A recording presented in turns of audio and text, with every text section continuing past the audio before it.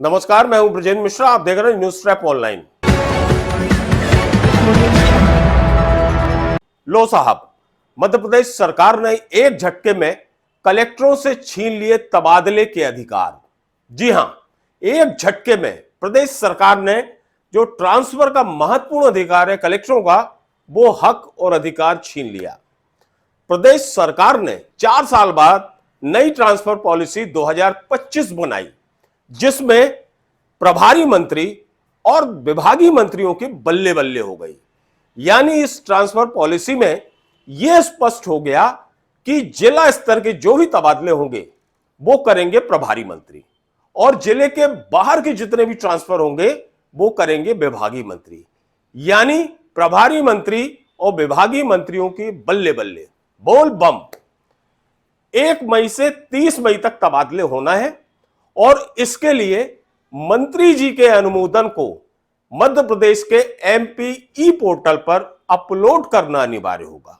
यह काम 30 मई तक हो जाना चाहिए। ये जो नई पॉलिसी है एमपी गवर्नमेंट की, एक शब्द से ये बदल गई है।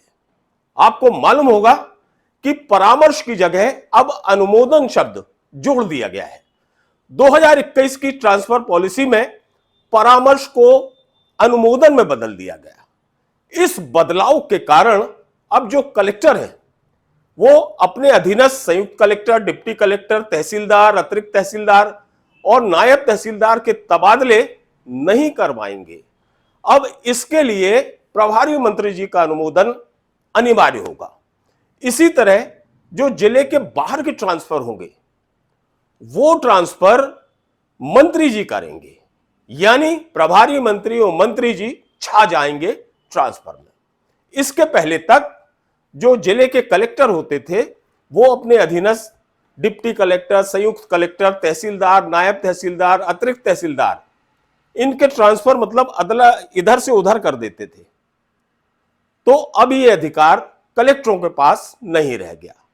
अब प्रभारी मंत्री का अनुमोदन अनिवार्य कर दिया गया है, और इसके लिए जो ट्रांसफर की है उसकी सूची बनाकर मंत्री जी से अनुमोदन कराना पड़ेगा, और मंत्री जी के अनुमोदन के बिना ट्रांसफर संभव नहीं होगा। जाहिर है ये जो नया निर्णय हुआ है इससे जो भी अधिकारी हैं अब प्रभारी मंत्री और मंत्री जी को तवज्जो देंगे, उनकी खुशी और खुशामद का काम करेंगे। जोड़ तोड़ अप्रोच के साथ साथ मंत्री जी कैसे खुश हों इसके लिए वो सारे काम किए जाएंगे जो जरूरी होंगे। यानी उन अधिकारियों को अब मंत्री जी का विशेष ख्याल रखना है, मंत्री जी को खुश रखना है, क्योंकि यदि मंत्री जी नाराज हुए तो सब चौपट हो जाएगा, सब गड़बड़ हो जाएगा। और मंत्री जी खुश रहे तो उन अधिकारियों की बल्ले बल्ले, बोल बम। भले ही कलेक्टर नाराज हो जाएं, भले ही कलेक्टर की भक्तियां तन जाएं, लेकिन उन अधिकारियों का कलेक्टर ट्रांसफर नहीं कर पाएंगे। यह इस नीति से स्पष्ट है। जानकार कहते हैं कि यह जो निर्णय है, यह नई पॉलिसी कलेक्टरों के अधिकारों के पर कतरने जैसा है। आप जानते हैं कि जिले को कोई नेता, मंत्री या विधायक नहीं चलाता, जिले को पूरा प्रशासनिक तंत्र चलाता है, और खासतौर पर उसका मुखिया कलेक्टर होता है। कलेक्टर ही पूरे जिले का राजा होता है और वही प्रशासन चलाता है। वही सारे अधिकारियों की नब्ज जानता है, सच्चाई जानता है, और अपने विभागीय अधिकारियों पर बाकायदा नजर भी रखता है, निगरानी भी रखते हैं, और उन्हें कसावट में कसे रखते हैं। कौन सा अधिकारी काम का है, कौन सा अधिकारी ठीक काम कर रहा है या गलत काम कर रहा है, इसकी जानकारी सिर्फ और सिर्फ कलेक्टर को ही होती है, और कलेक्टर ही जनहित में वो निर्णय लेता है जो पब्लिक इंटरेस्ट में हो। और फिर वो कोई भी अधिकारी हो, कलेक्टर यदि उन्हें हटाता है तो वो एक प्रशासनिक एक्शन, प्रशासनिक कार्यवाही का एक हिस्सा ही माना जाता है। तो अब ये रास्ता भी बंद हो गया, क्योंकि अब कलेक्टर तो ट्रांसफर कर ही नहीं पाएंगे, क्योंकि ट्रांसफर का अधिकार हो गया अब प्रभारी मंत्री और मंत्री जी का। और वास्तव में ट्रांसफर से अधिकारी को एक प्रशासनिक एक्शन का सामना सा करना पड़ता था। ट्रांसफर, कलेक्टर ने यदि किसी अधिकारी को हटाया तो पब्लिक में मैसेज जाता था कि इस अधिकारी ने कुछ ना कुछ गड़बड़ी की है, तभी हटाया गया। तो पब्लिक में एक संतुष्टि भी होती थी।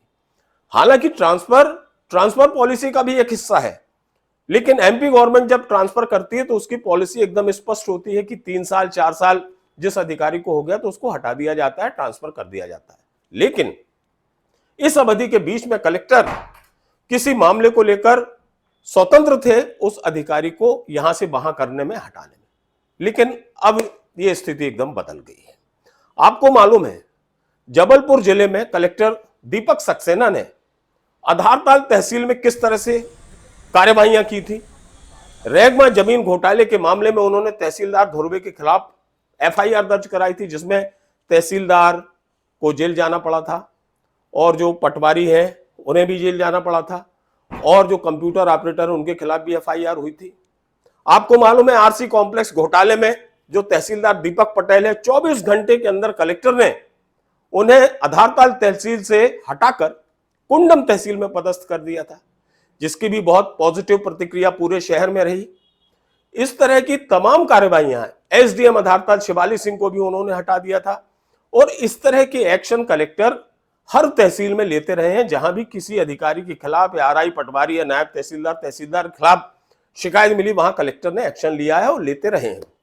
लेकिन अब इस नई ट्रांसफर पॉलिसी से कलेक्टर इन अधिकारियों का, अपने अधीनस्थ अधिकारियों का ट्रांसफर नहीं कर पाएंगे। और ऐसे में क्या होगा ये आप समझ सकते हैं। क्या कलेक्टर चुपचाप सब देखते रहेंगे? ये बहुत बड़ा सवाल है। मंत्री जी तय करेंगे किसे रखना है, किसे हटाना है, किसे कहां भेजना है। यानी जो जानकार लोग हैं उनका यह कहना है कि एक तरह से ये मंत्री जी की चापलूसी का एक नया अध्याय शुरू हो जाएगा, जो शायद जनहित में अच्छा नहीं माना जाएगा।